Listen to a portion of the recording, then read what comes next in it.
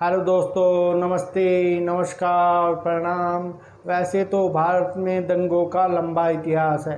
मुझे याद है 2014 से पहले हिंदुओं के त्योहारों पर देश के हर बड़े शहर में बम फोड़ दिए जाते थे और यह बम भीड़ भाड़ वाले इलाके या बाज़ारों में फोड़े जाते थे जहां हिंदू बड़ी संख्या में होते थे। ट्रेनों में बम धमाके से देश दहल जाता था और उसके बाद होते थे दंगे ताकि इस कौम पर कोई सवाल ना उठाया जाए। और यह दंगे किन बातों पर भड़कते थे?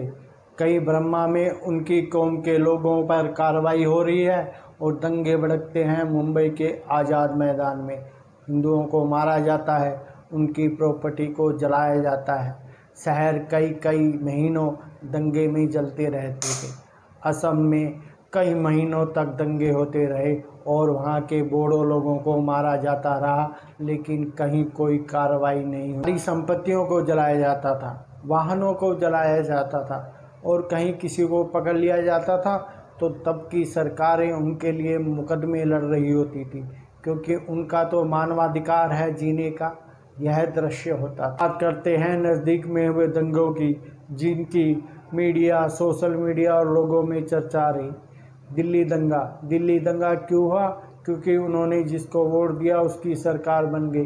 तो लोगों को मारा जाए, उनको ताकत का एहसास कराया जाए। क्या हुआ?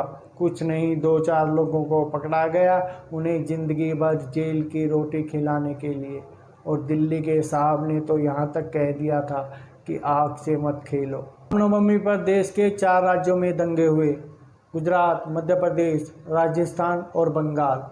राजस्थान के करौली में हुए दंगों के बारे में तो वहाँ के डीजीपी ने ही बता दिया कि गाने पसंद नहीं आए और लोग नाचते गाते हुए जा रहे थे और वह भूल गए थे कि यह देश सेकुलर देश है और सेकुलर देश में तो हिंदुओं को अपने त्यौहार छुप छुप कर बनाने चाहिए। और वह तो नाचते गाते जा रहे थे, जिससे लोगों की भावना भड़क गई, जिसके कारण उन पर 20-30 किलो की पत्थर की सीली फेंकना तो जायज़ है। देश में 2017 से पहले यदि बंगाल को छोड़ दिया जाए तो सबसे ज़्यादा दंगे यूपी में होते थे। अब सोचने वाली बात है कि अब क्यों नहीं हो रहे, क्योंकि अब दंगाइयों और दंगाइयों को सह देने वाले के पोस्टर चौराहे पर लगा दिए जाते हैं। बुलडोजर उनकी संपत्ति को तो नष्ट करता ही है, बल्कि दंगों में हुए सार्वजनिक संपत्ति के नुकसान की भरपाई भी दंगाइयों से की जाती है। मध्य प्रदेश के खरगोन में भी राजस्थान के करौली जैसा रामनवमी पर सुनियोजित हमला हुआ, जिसमें घरों की छतों से पत्थर, पेट्रोल बम फेंके गए। कि मध्य प्रदेश के खरगोन में शांति दूतों के साथ साथ फातिमा भी अपनी घर की छत से रामनवमी के जुलूस पर पत्थर फेंक रही थी।